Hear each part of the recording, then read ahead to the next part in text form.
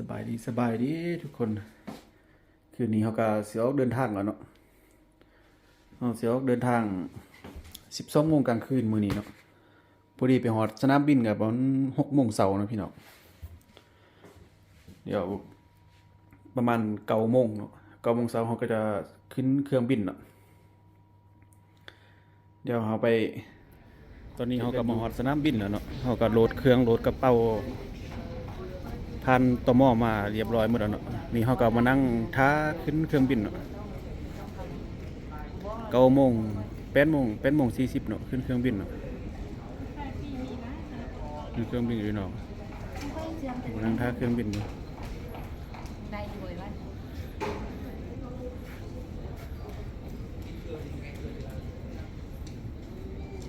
เป็นเด้อตื่นเต้นบ่ตื่นอยู่ตื่นเต้นเหมือนเป็นจนเมาค้างนะ7 โมงแล้วเจอกันอยู่แล้ว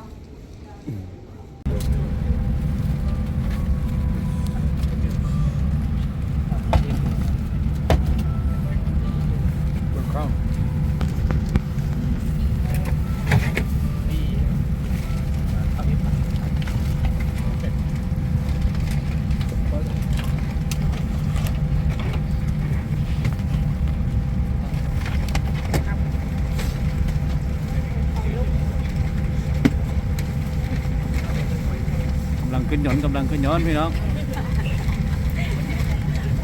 สองแม่นางบุเทกทางเลยนะเขาไล่ออกเนี่ยออกหมดไล่นั่ง ได้เอาขึ้นเทิงเลย เดี๋ยวให้เขาเจ้ายางไปก่อนนางบุทึกตั้งหมดไล่นางบุทึกตั้งก็บ่ได้เนาะลงยนต์ลักไปพร้อมเด้อตั้งกัน ไป น่ะ ช่องห้องช่องบอกได้บอก ข้อมูลด้านบนนี่ป่ะ ใส่รถใส่ช่องได้ก็ใส่ไปรถ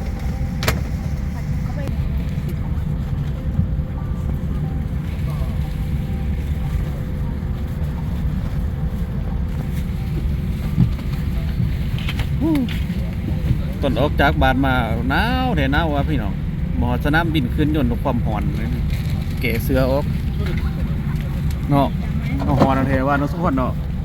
แก้วซ้ำพื้นแล้ว แก้วทำพื้นแล้วอ่ะเนี่ย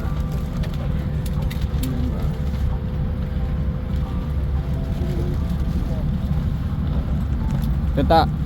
เอามาต้องดูทักทายก็ได้ยกโปรได้ยกต้องนิ้วได้